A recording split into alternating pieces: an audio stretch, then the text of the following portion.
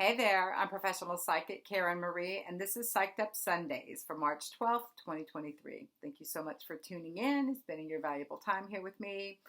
If you do not know me, I've been a professional psychic here in Austin, Texas since 1988. That's 35 years of professional experience. I'm a channel, which means information just pours in through me from a divine source. I'm an empath, which means I can feel what's going on in other people's emotional bodies. I'm also a medium, which people's loved ones can contact me. I even had someone's beloved pet contact me this last week. So I channel from those three different ways. I utilize astrology and tarot in my work. So in this video, I'll be talking about the astrological transits for this upcoming week. That's where the planets are in the skies and my take on how they might be affecting us. So we're going to start with where the planets are right now today on Sunday. So the moon has been moving through Scorpio the last couple of days. Scorpio moon can make people extra moody. Scorpio is a water sign. It's the deep, dark waters. It's ruled by Pluto. And Pluto is the lord of the underworld. It's also represents death and transformation, power and control issues. So as the moon moves through Scorpio, we can feel things bubbling up from deep within our own psyches. Deep emotional debris, psychological debris, even past life stuff can come to the surface as the moon moves through Scorpio. I've noticed that people can be extra moody as well. So we also have the sun at 22 degrees of Pisces right now. In fact, we have a stellium in Pisces. That means 3 or more planets. And right now we have the sun at 22 degrees. We have Mercury at 17 degrees. We have Saturn, which just moved into Pisces this last week, at 0 degrees. And then we have Neptune, the ruler of Pisces, at 25 degrees. So we have this powerful focus on things Pisces. Pisces is the last sign of the zodiac, and it's 2 fish. One fish is swimming with the divine. It's very spiritual, very psychic, receiving downloads spiritually and psychically from higher sources, higher realms. And then there's a fish that's swimming below, the opposite direction. These fish are usually depicted swimming opposite directions. The other fish is swimming along in illusion, delusion, addiction, checked out, is fuzzy thinking, is wanting to just escape and sleep. So these are some of the effects as we move through Pisces. Pisces is a bit bipolar in that way. So we could feel drawn to spiritual practices, psychic things, our own psychic abilities, and I believe that everyone is psychic. Our own psychic intuition can be really heightened as any planets are in Pisces, and particularly when we have 4 of them. And then we could also be drawn to just wanting to check out, wanting to sleep extra, to feel like we need extra rest, being extra tired, being caught up in our addictions. I believe everyone has the tendency towards addiction as being human being. It just varies differently for everyone. So just your lower nature, your fundamental darkness can show itself and make you want to dive in deeper to whatever you do to escape this 3D reality that's very intensive right now. We are definitely going through transformational times right now. Unprecedented times in our lifespans. So Pluto, the ruler of Scorpio, where the moon is moving through right now, is at 29 degrees of Capricorn. It's been at this 29 degree point for a few weeks now. 29 degrees of any sign, no matter what the planet is a wrapping up. It's called the anaretic degree. It's where we take a final exam. We get tested. If you have planets or points at 29 degrees of any of the signs, you may find that you already are well aware of this principle personally. It's where we can exhibit mastery over a particular theme or subject. It's also, like I said, where we get tested, where the things get stirred up that we need to show whether we've gotten the lessons of that sign or not. So Pluto is the slowest moving outer planet. We have asteroids that move more slowly than Pluto, but it's the slowing moving planet on our system. It takes almost 250 years to get through the entire zodiac wheel. So it is about to move into Aquarius. In fact, this happens next week. the exact time that Pluto will be moving into Aquarius. And let me stop and just say, when I give out times, exact or otherwise, aspects, exact or otherwise, we can feel transits before they happen. We can feel them after they happen. And the times I will be giving you are Austin, Texas time, which is Central Standard Time. It's now Central Daylight Time. We just had the switch last night to Daylight Savings Time. So we're in Central Daylight Savings Time right now here in where I'm living. So make the changes for wherever you are on the planet. But also know that you can feel transits before they happen and you can feel them afterwards, as well as things happening when they're exact. I think it's always fascinating to look at what's going on with the transits when certain things happen. Me personally, I leave the transits pulled up on my computer. I have my own personal birth chart and the current transits around them so I can look and see when things happen to my personal life, what's going on with the planets. Can I look to where the planets are in the skies to draw a conclusion as to why things are happening or why I'm feeling a certain way? I invite you, if you're interested in learning about transits yourself, to pay attention to where the moon is. Start there and see if you notice, because the moon takes a couple days, 2.5 days to transit a sign. See if you notice or what you notice about your life, your feelings, your inner world, the world around you as the moon transits a particular sign. That's a great place to start. Also paying attention to where the moon, where the sun is. The sun takes 30 days to transit a sign. So the sun, as it's moving through a sign, will be teaching us a lesson of that sign. So in this case, we're talking about the sun moving through Pisces, right? The last sign of the zodiac. So this is a wrapping up of the astrological year we're having. In fact, we'll be having a new astrological year next week. I'll talk a little bit about next week's coming attractions towards the end of this video, because we've got some powerful transits next week. But 29 degree point. So think back to what was going on in 2008 when Pluto first moved into Capricorn, because that's when it first entered Capricorn. Financial markets, right, went cray-cray. Like, we had a financial crisis in this country as Pluto moves into Capricorn. And Capricorn's an earth sign. It represents the solid, the old, how we've done things forever. And Pluto is like a wrecking ball. It will transform whatever part of the chart it's in. So we've never experienced in our lifetime Pluto moving into Aquarius, unless you remember your past lives over 250 years ago. Some of you may. We don't know what Pluto in Aquarius is going to be bringing to us, but it will be transforming that area of the chart. And just a little foreshadowing. So on, I've written down the exact dates here. So Pluto moves into Aquarius next Wednesday, a week from Wednesday, March 23rd at 7:14 a.m. So between now and, so the next 10 days, Pluto's effect in Capricorn will reach ahead.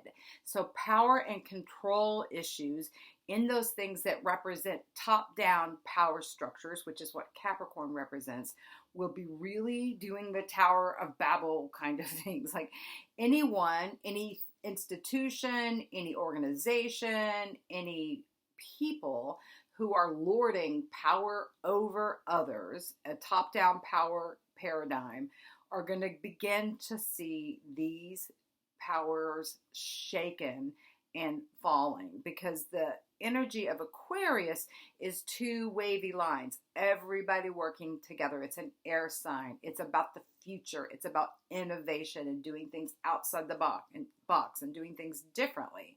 So Pluto moving through that sign for the next 20 years is going to be transforming technologies and humanity as a whole, whereas it's been really transforming our institutions and our structures and our governments all around the world in Capricorn.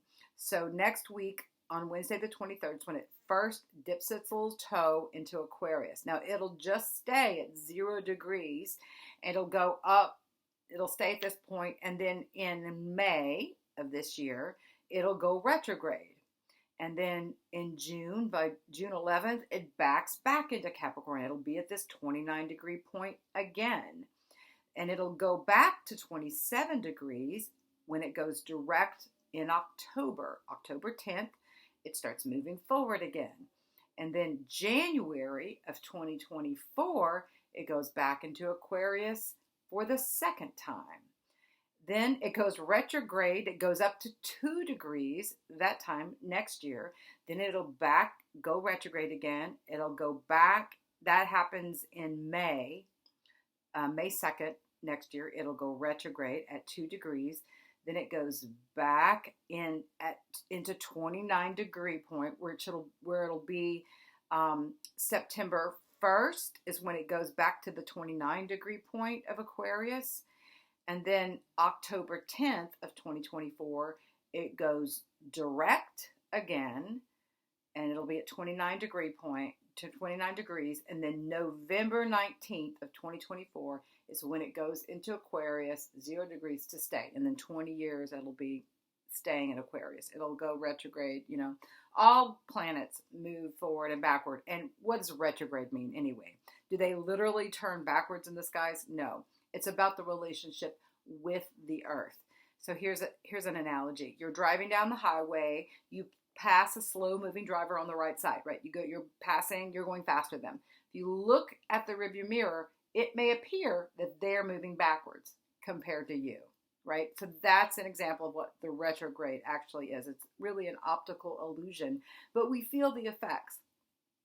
So this Pluto at 29 degrees, we're getting this taste of it right now, what it looks like, but we'll taste this 29-degree point 2 additional times before Pluto finally goes into Aquarius to stay. It's going to be really interesting testing times. So to me, I'm just fascinated just to stay tuned, write my notes into what is going to happen, because astrology is not predictive in terms of like, this will definitely happen when these planets do this.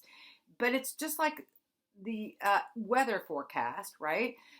Just because it's 100% chance of thunderstorms, it doesn't mean lightning's going to strike your house or that a tornado is going to be spawned. But you definitely don't want to go outside if you can help it. You definitely don't want to plan a picnic, that's for sure. So it's important to just kind of know the climate and what can be happening in the world around you. So people who have power and control issues, who want to have power over others, they're the ones that are going to have the most difficulty with this transit with Pluto. And corporations who are lording power over others, or this top down, the white man at the top with all the money as the one with the power, that paradigm is coming to an end, really being knocked down. So in your own life, Pluto can represent standing up for yourself. Empowering yourself is a different use of power than trying to have power over your own abilities or over your own impulses or over other people. Feeling empowered, tapped into your higher self, that's the source of all power. That's the best way to move through these transitions.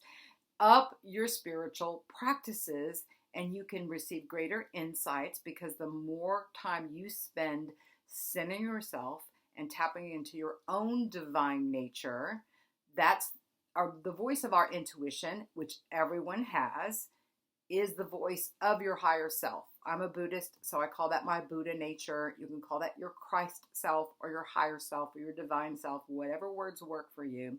It's the piece of the divine, the source of all things that manifest as you, and it's the part of you that continues on when we put our physical bodies and our egos down. Everything that has been made up and put together as a result of moving through life on this planet, that's our ego, that's our personality.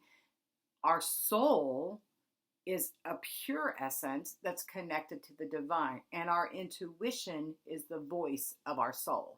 So when we listen to and follow our intuition, we're going to be getting guidance for the best way to travel through this life. So the way to do that is through spiritual practices, whether that's walking in the woods or soaking in the tub or doing breath work or doing meditation, prayer, chanting, spiritual practices, picking up the tools. And to me, the more of these tools that you wield, the better. I have a number of spiritual practices that I do. I meditate and chant every day. I do the quiet meditation and a chanting practice.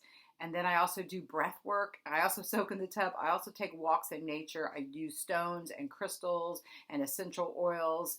These are all tools to help ground and center me. And I ask myself in the moment, okay, what tool do I use? The easiest one, the quickest to access is your breath. To breathe deeply and clear out whatever debris in the way.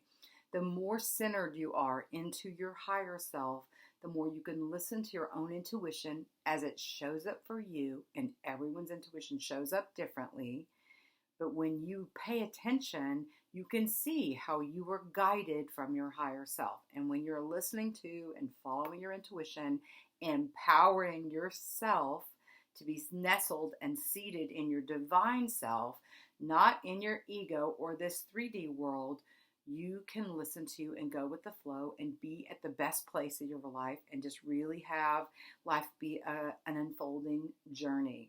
A lot of times we can see our intuition in hindsight, like, oh, I got the feeling I shouldn't have done this or I should have done that.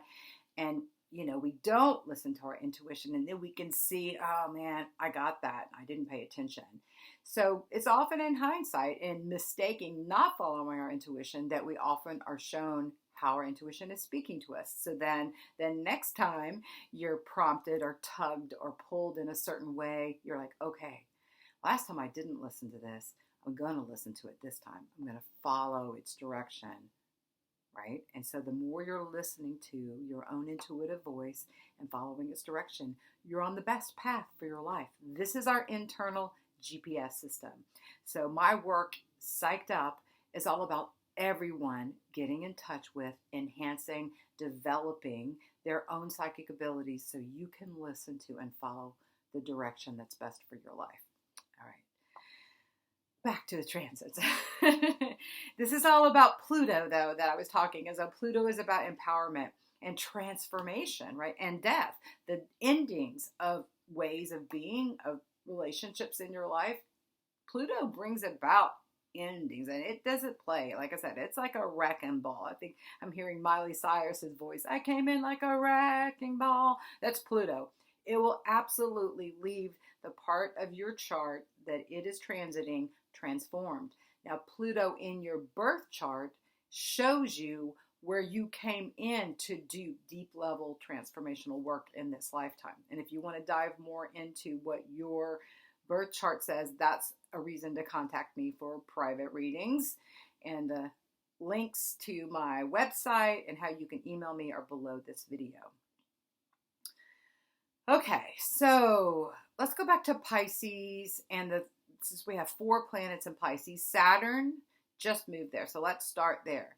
Saturn represents how we form things, how we structure things. It's where we set up boundaries. It's the no sign, the stop sign in the zodiac. It's also where we put in extra effort, where we have to apply time and effort, discipline. It gets a bad rap in terms of being one of the harshest planets because it can show where things are going to be difficult in your birth chart, or a lot of times where Saturn is in your birth chart can be where you can be a late bloomer of something because something has to accumulate and happen over time, so that you can kind of look to where Saturn is as something that may not happen till later in your lifetime. That's just an example of how it can show up. But you definitely have to roll up your sleeves and put in extra work, time, and effort wherever Saturn is. So Saturn is now asking us to put in extra time and effort into the Pisces realm. Pisces rules the 12th house in the astrological wheel. That's the house of the unconscious and the subconscious and past lives. So as any planets are transiting Pisces, we can have past life flashbacks stir up, or patterns that we have gone through in many, many lifetimes surface to be transformed and changed. again, it's where we can put in effort to make some changes. So right now, Saturn is asking us to please, please, please put in effort around spiritual practices. That's one of the things that Saturn's asking us to do with planets in Pisces. It may be asking you to break free from addictive patterns, to let go of the lower life conditions, this illusional, delusional, addictive realm that may be plaguing you and getting in your way. Facing your addictions is one of the things that Pisces can represent. It can be developing and heightened psychic abilities and psychic awareness. Saturn moving through Pisces, since it's where we require extra time and effort, we really may be called to extra time and effort in our beds, sleeping and resting. You may be needing to take extra naps. I've definitely taken a nap every day this week since Saturn has moved into Pisces. I've also had the most amazing vivid dreams. I think that's the whole stellium in Pisces. Like, my dreams have been super activated. So pay attention to what your dreams are saying to you. They're definitely a whole nother message system. My psychic abilities first started showing up in my dreams. So you may find that same thing for yourself. Okay, let's go back to my notes. Today and yesterday we had Jupiter conjunct Chiron in Aries. So Jupiter is at 14 degrees of Aries. That's where Chiron is. Jupiter is the most beneficial planet. Venus and Jupiter are considered the benefics, the most beneficial planets, bringing in good energy, good luck, good news. Jupiter makes things bigger. It enhances, magnifies wherever it is. Chiron is the wounded healer. It's where, in our birth chart, where we've been wounded over many, many lifetimes, and it will show up early in our lifetime as a place, an ouch place, a place where we can get triggered, a place where wounds happen. And like I said, when it shows up early in childhood, we can almost bet that it was past life wounding beforehand that set up the pattern of us being wounded in that way in our childhood. And then its glyph looks like a key. So once we've healed the area where Chiron is in our birth chart, it becomes a place of great strength.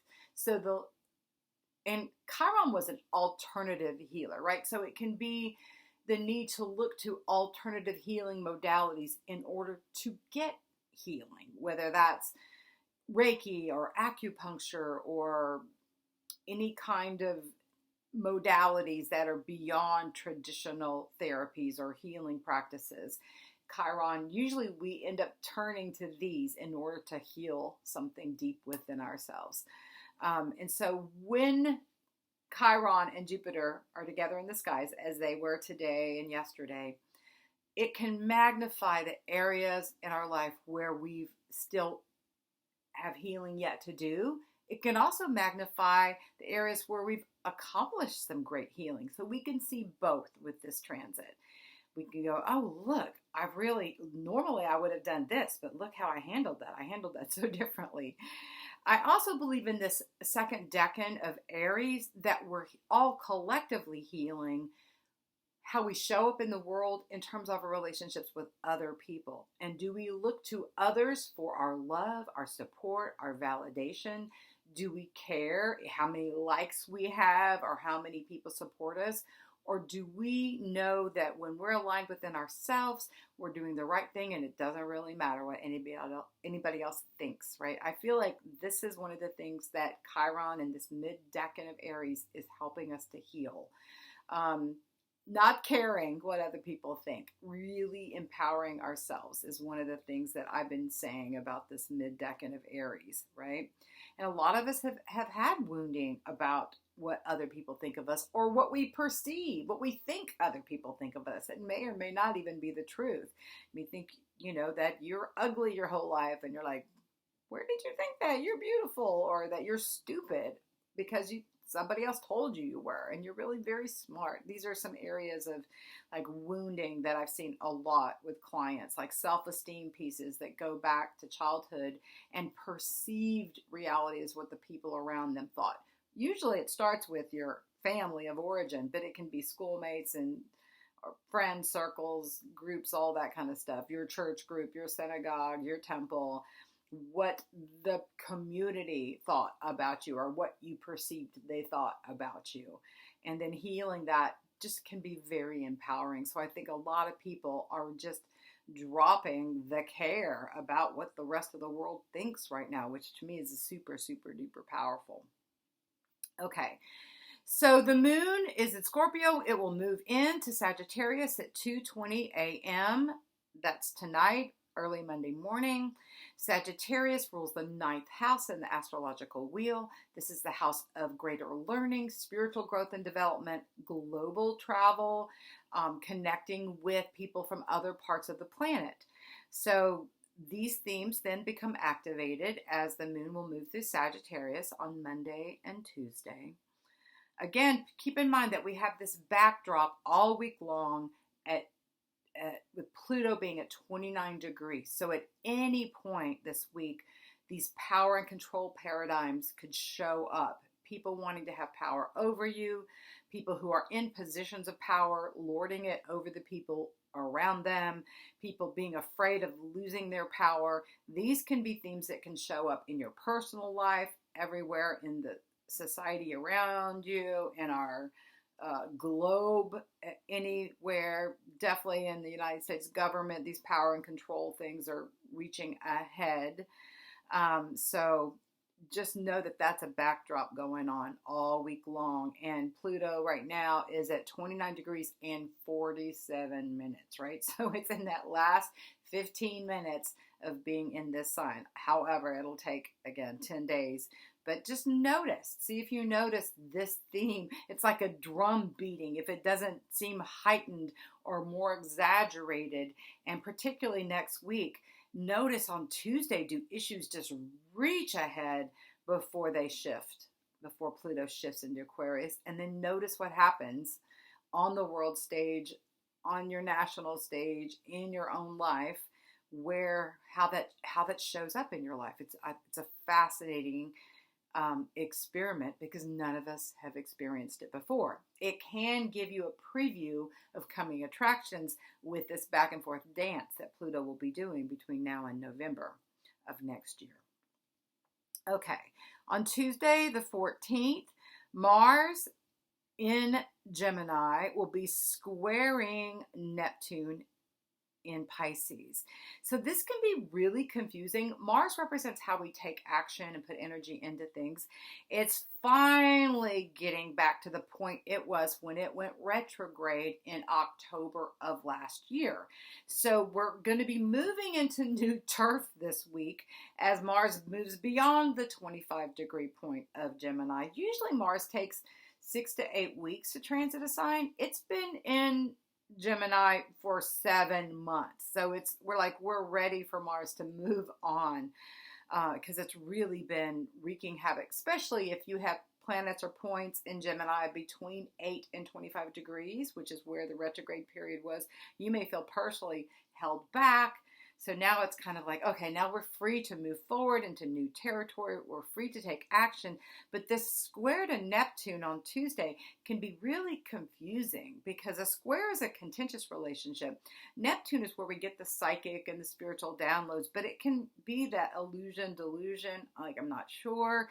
So with the square can bring up like, well, I'm not sure. It can make it more difficult to tap into your intuition. So again, upping your spiritual practices on Tuesday morning would be helpful in tapping into intuition that day. Otherwise, you can walk off kind of half-cocked, being so fuzzy that you have an accident or make a mistake. People aren't paying attention. Like if people aren't paying it, it's not the day to have a conversation with someone you really want to hear you. Even this energy will linger into like Wednesday on the 15th. Like any important conversations you need to have, don't have them midweek this week. Like wait, I'd say until like Saturday. So the energy is completely cleared, or have them before that, like have a Monday.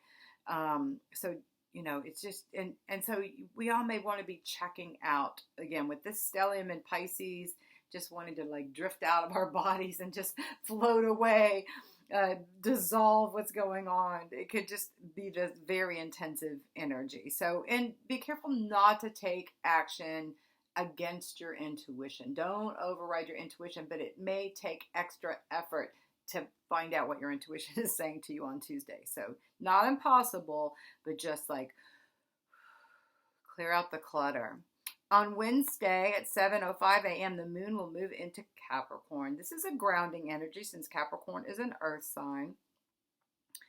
In the evening at 6:38 p.m., the sun in Pisces will be conjunct Neptune in Pisces. So this can be this is a once in a year transit. So the sun illuminates, makes things bigger. The energy of the Pisces, a conjunction can be a positive connection. So we could get soul messages. I'm getting goosies with that.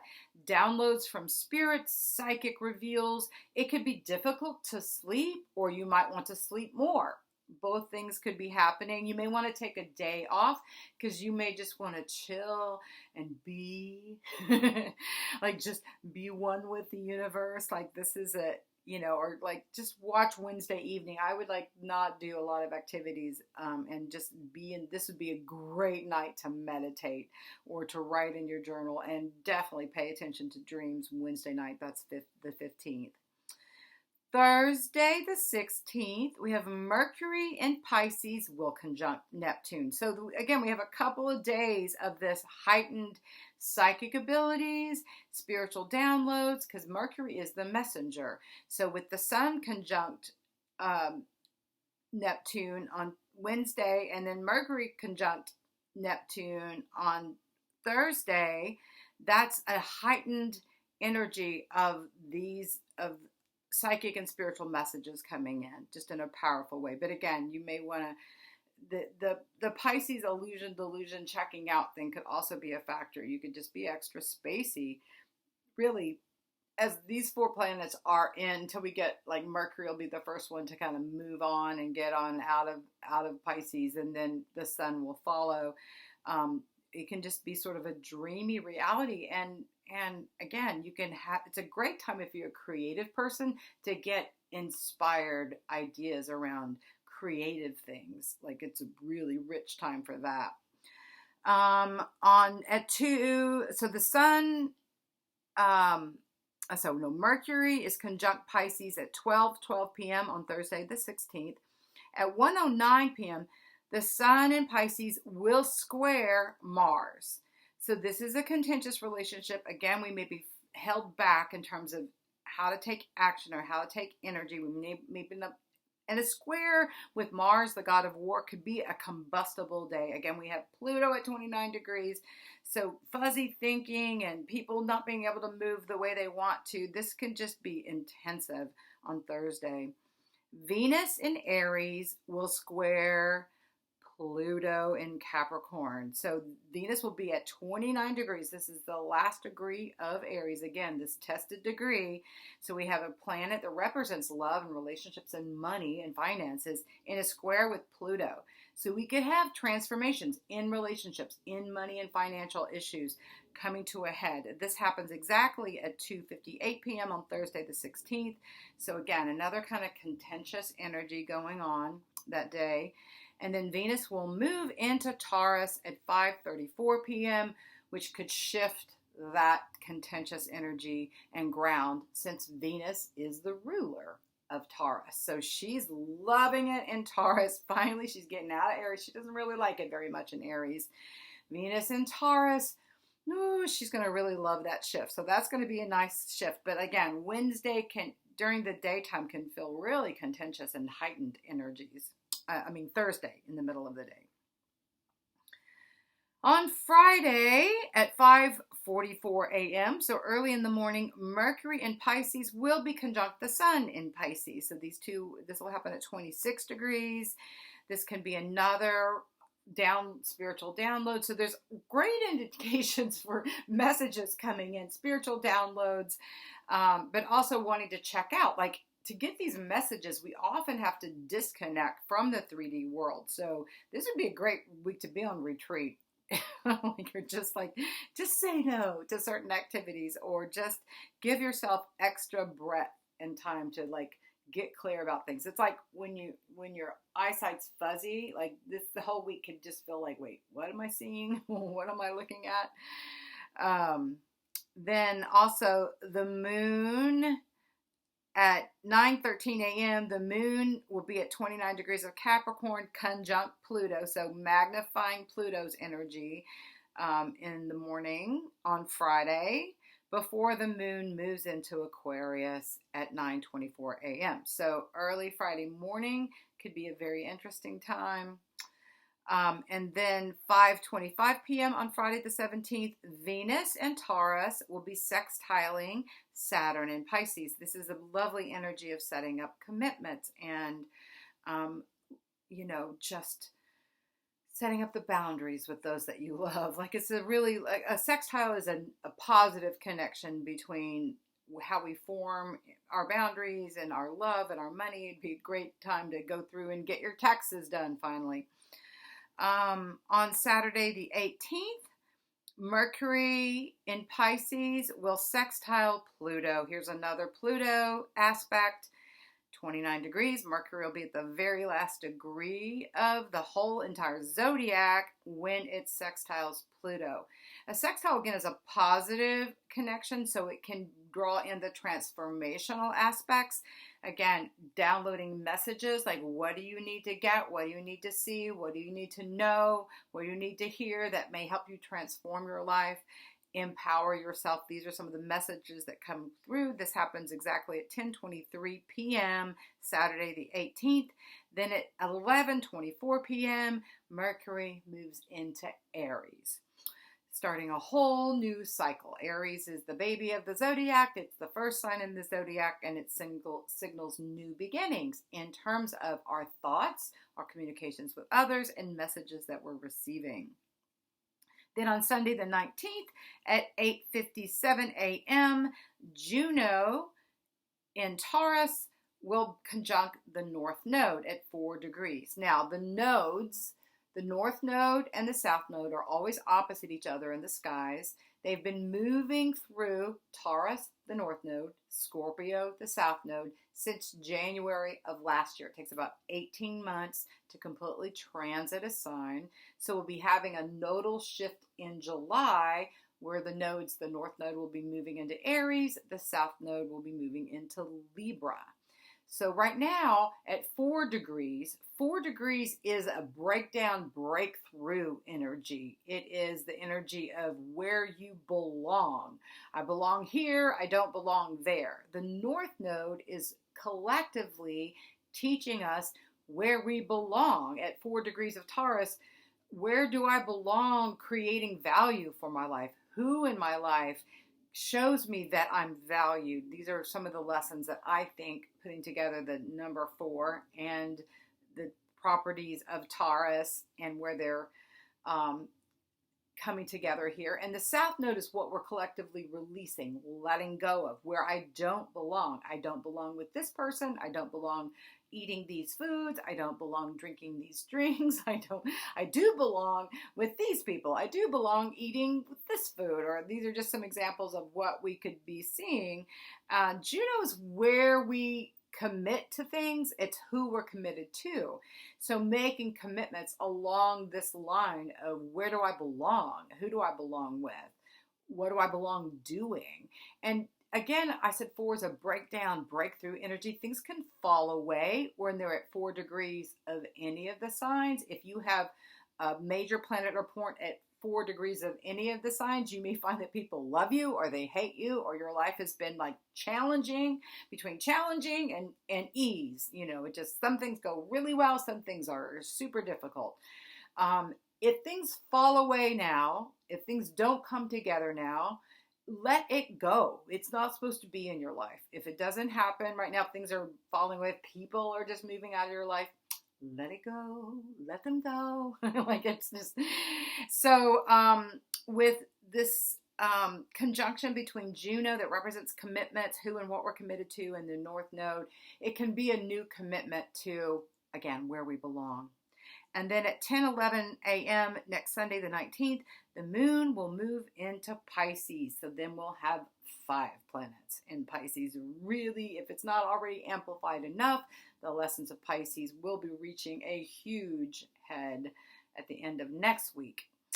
Okay, so I'm looking over my notes to see what else I want to talk about. So Saturn moving into Pisces. It takes about 3 years for Saturn to transit a sign because it goes retrograde as well. So it'll be teaching, it'll be hanging out here in Pisces for the next 3 years. So I think a lot of people will be really working on spiritual practices and developing their psychic abilities. I really see addictions reaching ahead as well. Like if you're running away from yourself and deaths due to addictions, well, I really see those increasing over the next 3 years if people are not addressing the things that are pulling them away from their centers. Let's see, what else? Oh, I did say I wanted to talk about next week, the preview of coming attractions. And so I already talked about Pluto moving into Aquarius for the first time next week. Before that happens, on Monday, March 20th, we'll have the spring equinox. It's exact at 4:24 p.m. on Monday, March 20th. That's, of course, when the sun moves into Aries, starting the astrological new year.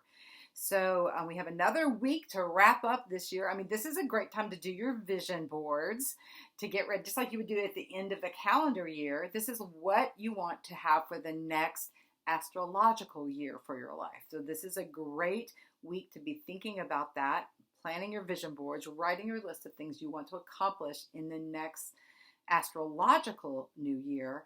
And then beyond that, we'll be having a new moon the next day on Tuesday, March 21st. It'll be exact at 12:23 p.m. at 0 degrees of Aries. A new moon at the very first degree of the entire zodiac, right after we have the kickoff to the new. This is, it gives me goosies, right? 0 degrees of Aries, also 0 degrees of all the cardinal signs. So Cancer, Libra, Capricorn is the world axis. So when planets or points are on this world axis, major world transformational events can be happening. The fact that we have both the sun and the moon together in the skies, that's what a new moon is, on the world axis at the beginning of the astrological new year, to me is super duper powerful. So we can feel this energy coming this week too. Like there's new beginnings being launched. Aries is about new beginnings. So all kinds of new beginnings. So this week is going to be a week of endings, things coming to conclusions and falling away.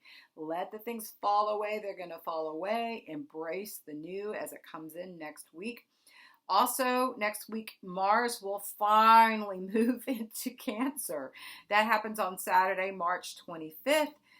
Whew, boy, I'm ready for a new lesson. Although Mars in Cancer is like taking a fireball and putting it into water, so it can be making people extra emotional and can be hard to kind of navigate a little bit. But I'm ready for it to get out of Gemini. I don't know about you guys, but Gemini representing the twins and duplicity and all this duality of energy. So as Pluto moves into Aquarius, it'll be moving into the 3rd house in the United States chart. So the 3rd house rules communications, media, social media. So we can expect a transformation in how we all communicate with each other. It also, Aquarius rules technology and higher level of advanced communication. So as Pluto transits Aquarius over the next 20 years, we're going to see the most amazing transformations in how we communicate with each other. We think like talking on phones has been a major transformation. I can't even fathom how it's going to exponentially shift, right? It's going to highlight communications and, again, the news and social media. I think it's really interesting about the lawsuit against Fox news that's happening right now, exposing that TV station of having boldface lied about the last election. If you don't know about this, if you're a Fox viewer, I suggest you start looking at other sources for your information, because they are showing in this court case, the voting company, the people who own the voting machines, are filing a lawsuit against Fox for defamation for spreading the lies that the voting systems at the last election were being altered and blah blah blah. But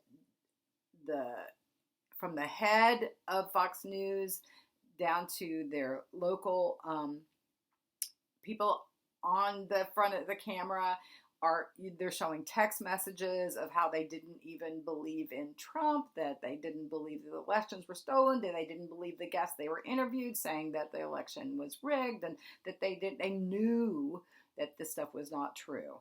So I think this is also super interesting. These are like a power, a news station that has shown power, right? So they're being transformed. It'll be really interesting to see how Pluto moving into Aquarius affects that lawsuit. But that's just one example of how things are going to be transformed and shifted and changed.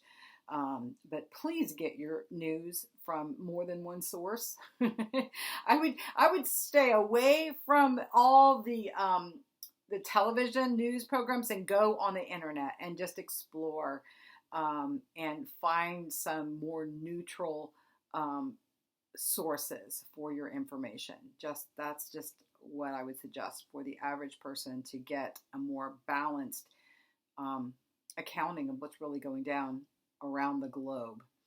Or even better yet, just listen to your own intuition and don't watch the news at all. But if you're going to watch news, if you're someone who likes to listen to the news, please expand your horizons and watch it in more than one format, in more than one location. Compare and contrast. Trust your own intuition.